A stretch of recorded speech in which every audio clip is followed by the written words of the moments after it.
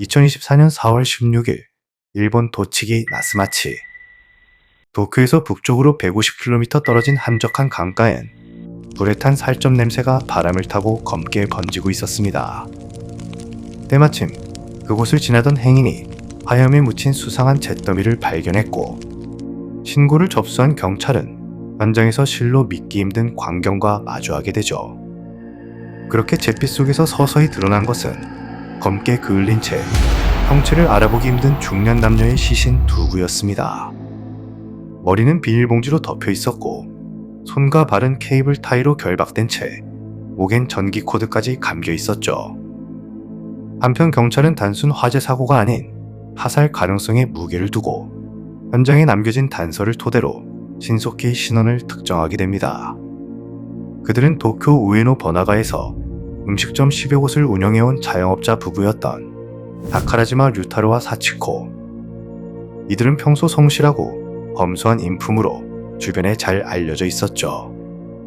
하지만 그저 근면하게 살아온 그들의 도쿄의 삶은 왜 150km 떨어진 강가에서 이토록 처참한 화형으로 끝나야만 했던 걸까? 그리고 만약 누군가의 손에 의한 죽음이라면 그들을 이렇게까지 무참히 불태운 진짜 목적은 무엇이었을까?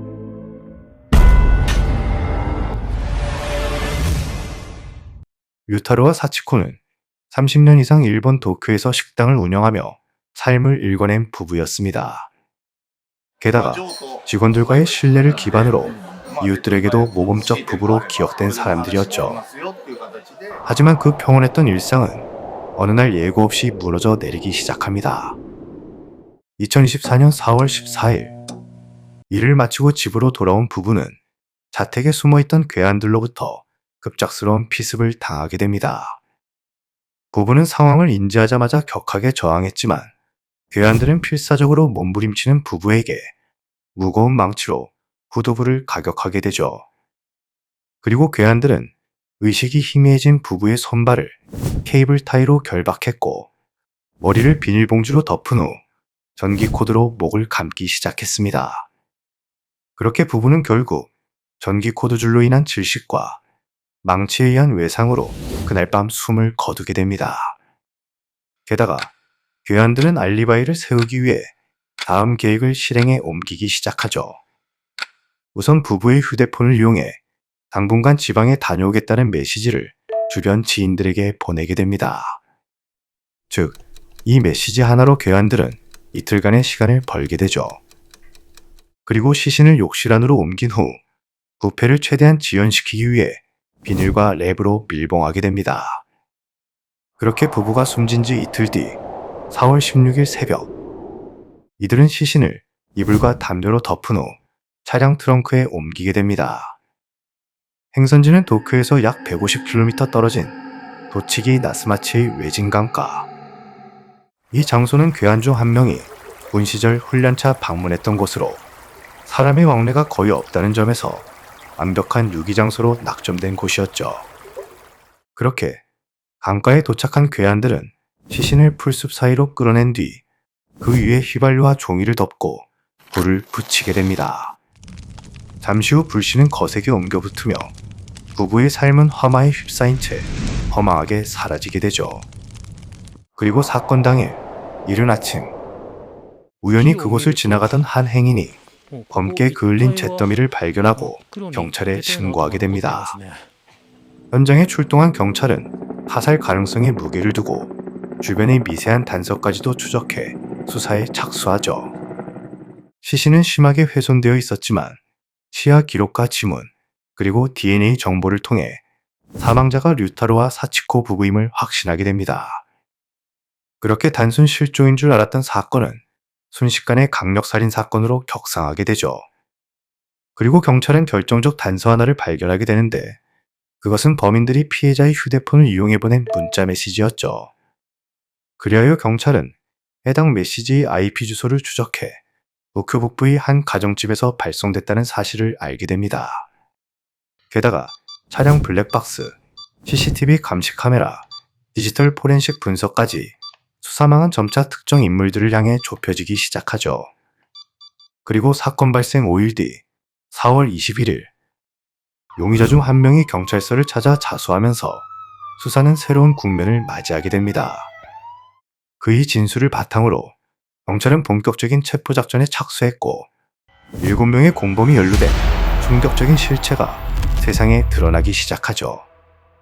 각종 언론 매체는 계획적인 집단살인이라는 헤드라인을 일면에 장식하면서 해당 사건은 일본 전역에 거대한 파문을 일으키게 되죠. 그리하여 7명 중 처음 검거된 공범은 히라야마 류켄이었습니다. 이는 직접 살해 현장에 가담하며 시신 운반 및 소각까지 모든 일을 도맡아 했던 인물이죠. 그는 소에게 금전적 보상과 함께 극심한 죄책감에 시달려 자수한 것으로 밝혀지면서 이 참극의 서막을 열게 됩니다. 그로부터 10일 후 3명의 공범이 같은 날 추가로 검거되게 됩니다. 먼저 과거 아역 배우였던 와카야마 키라토. 그는 성인이 된 뒤 무명의 나날과 생활고에 시달리며 정신적 유대감과 소속감을 위해 범행에 가담하게 되죠. 그 또한 소에게 금전적 보상과 함께 시신 운반과 소각 작업을 담당하게 되죠. 그러나 경찰은 그의 차량 블랙박스 기록을 역추적하며 과거 아역 스타의 껍질을 벗겨내고 공범의 실체를 드러내게 됩니다. 다음으로 한국 국적을 가진 제1교포였던 강모 씨. 일본에서 생계를 이어가던 그는 비자와 목돈을 마련할 수 있다는 계기로 시신을 유기장소까지 운송하는 역할 수행을 하게 되죠. 하지만 경찰은 그의 통신 기록을 바탕으로 도쿄 외곽의 은신처에서 검거하게 됩니다. 그리고 이 사건의 전체적인 주도자이자 행동 중개자였던 세키네 세이야. 그는 모든 공범에게 금전적 보상과 범행 담당 역할을 지시하면서 물리적 가담 없이 실질적인 지휘자로 군림한 인물이었죠. 그러나 자수했었던 류켄의 자백과 함께 경찰에 검거되게 됩니다. 그리고 6일 뒤 2명의 공범자가 추가로 검거되게 되죠.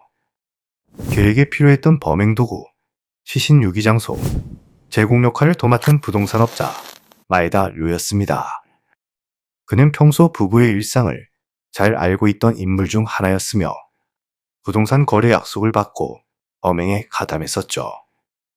하지만 앞서 검거된 공범들의 자백으로 그 또한 검거되게 됩니다. 다음 6번째로 검거된 사가키 히카루였습니다.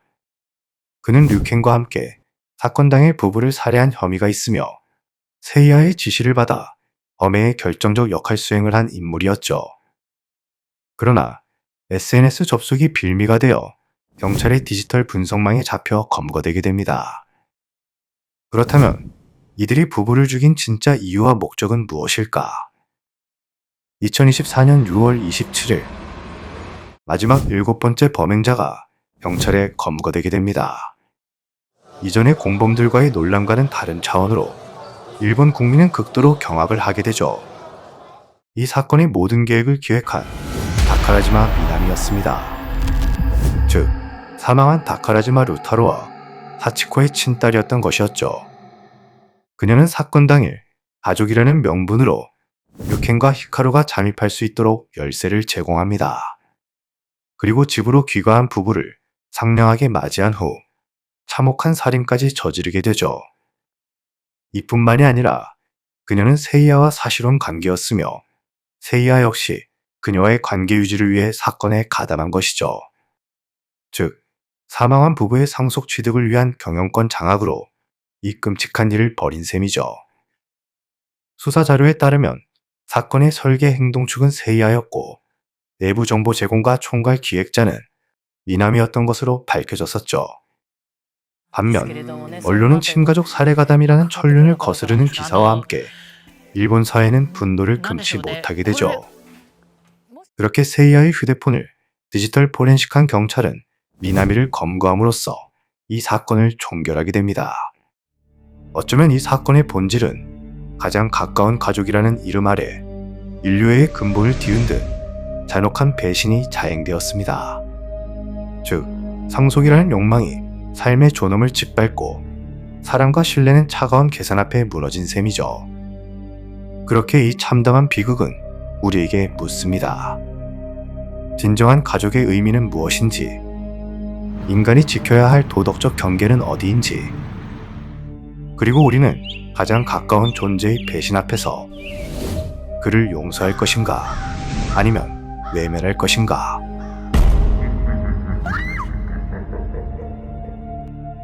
세상에 존재하는 모든 욕망의 끝은 결국 파국입니다. 이 사건은 가족이라는 명목으로 엄해의 심리적 도구로 이용한 악행이었고, 인간의 도리에 어긋난 비윤리적인 만행이었죠. 이처럼 인류애라는 불씨가 점점 꺼져가는 시대가 다가온다면, 과연 우리는 가족이라는 마지막 불꽃을 어떻게 지켜갈 수 있을까? 지금까지 기묘한 사건을 기록하는 휘묘록이었습니다. 저는 그럼 다음화에서 찾아뵙도록 하겠습니다. 영상이 마음에 들었다면 구독과 좋아요는 사랑입니다.